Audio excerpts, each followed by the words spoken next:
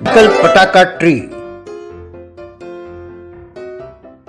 नांदेड़ नाम के गांव में देवानंद नाम का व्यक्ति रहता था। वो सीजन के हिसाब से धंधा करता था।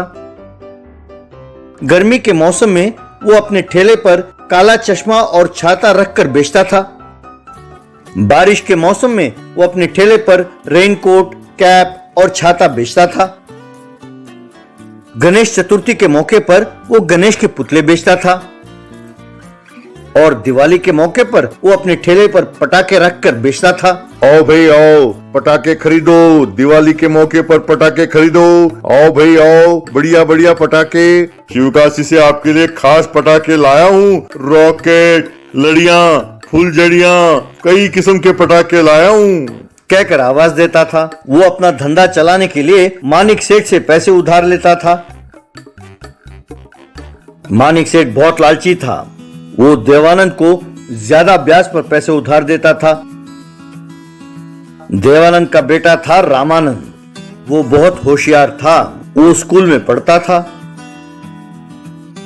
उसे जब भी फुर्सत मिलती वो पिताजी के ठेले के पास आता और पिताजी के धंधे में मदद करता। आओ बच्चों आओ, आओ भाई आओ, दिवाली के पटाखे खरीदो, कम दाम पर और बढ़िया डिस्काउंट में आपको यहाँ पटाखे मिलेंगे। आओ भाई आओ, आओ बच्चों आओ कहकर आवाज लगाता था। यूं सब आकर उनसे पटाखे खरीदते थे। अपनी बेटी की होशियारी देखकर देवानंद बहुत खुश होता था। इसी तरह एक बार यूं ही दिवाली के टाइम पर बाप और बेटे मिलकर ठेले पर पटाखे बेच रहे थे।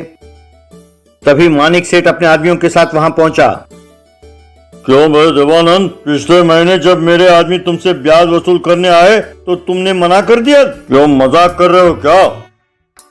ये बात नहीं है सेठ जी, मेरे पास पैसे नहीं थे। बस और 10 दिन रुक जाइए, दिवाली होते ही मैं आपके पैसे सूद समेत वापस कर दूंगा।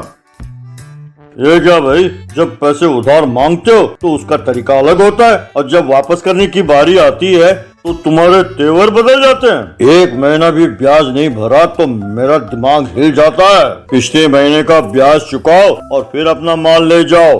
सुनो, इसके ठेले पर जितने पटाखे हैं सब ले जाकर मेरे घर में रखो।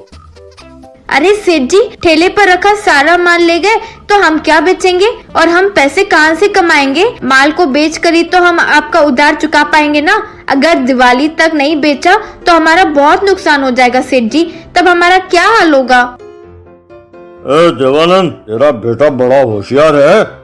छोटे पटाखे, ज्यादा होशियार ना बनो। तुम्हारे हालत से मुझे क्या लेना देना? ये बात तब सोचना चाहिए था जब तुमने सूद नहीं चुकाया। अरे तुम लोग क्या देख रहे हो खड़े खड़े? उठाओ सारा सामान। यूं उन गुंडों ने ठेले पर रखा सारा पटाखा लेकर चले गए। तब बाप और बेटे दोनों बहुत दुखी हुए। अपने खाली ठेले को धक्का लगाते हुए वो घर पहुंचे।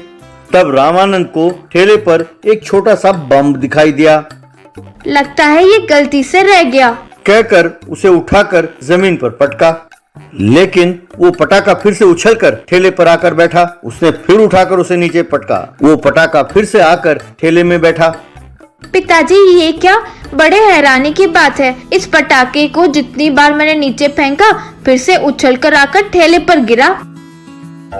बच्चों, मैं एक जादुई पटाखा हूँ। मैं तुम्हारी मदद करने के लिए ठेले में रह गया। तुम अफसोस ना करो कि मानिक सेठ ने तुम्हें धोखा दिया है। मुझे जमीन में गाड़ दो। उसके बाद जो भी पटाखे मैं दूं, उससे तुम खुशी खुशी जीवन व्यतीत करो। जो गरीब पटाखे नहीं खरीद सकते उन्हें पटाखे मुफ्त में दो। बस तब रामानंद ने तुरंत उसे जमीन में गाड़ दिया।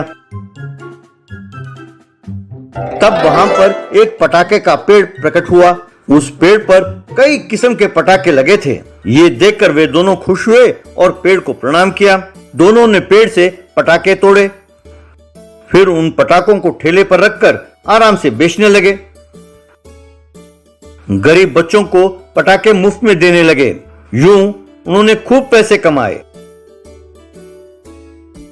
गांव भर में दिवाली का त्योहार बड़े धूमधाम से मनाया गया। बाप बेटे दोनों ने उस पेड़ के पास ही पटाखे जलाकर बहुत खुश हुए। उसके बाद वे दोनों पटाखे का एक्सपोर्ट करने लगे। ट्रकों में पटाखे एक्सपोर्ट करके खूब पैसे कमाने लगे। इस तरह उन्होंने एक बड़ा सा घर बनाया और कार भी खरीदा। वहीं पर उन्होंने पटाखे का पेड़ रखा। एक दिन गुंडों ने मानिक सेठ को उस पटाखे के पेड़ के बारे में बताया। मानिक सेठ गुस्से में अपने आदमियों के साथ वहां पहुंचा।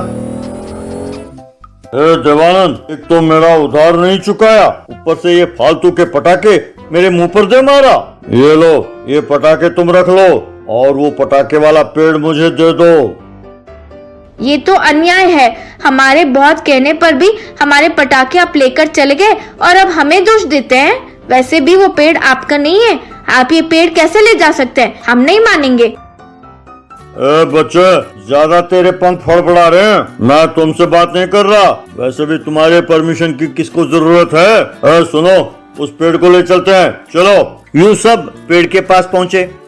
बस पेड़ पर लगे सारे पटाखे उनके ऊपर गिरने लगे और अपने आप जलने लगे। तब वे सारे गुंडे डर के मारे वहां से भाग गए। यूं बाप और बेटे गरीब बच्चों को मुफ्त में पटाखे बांटते हुए खुशी खुशी जिंदगी बिताने लगे।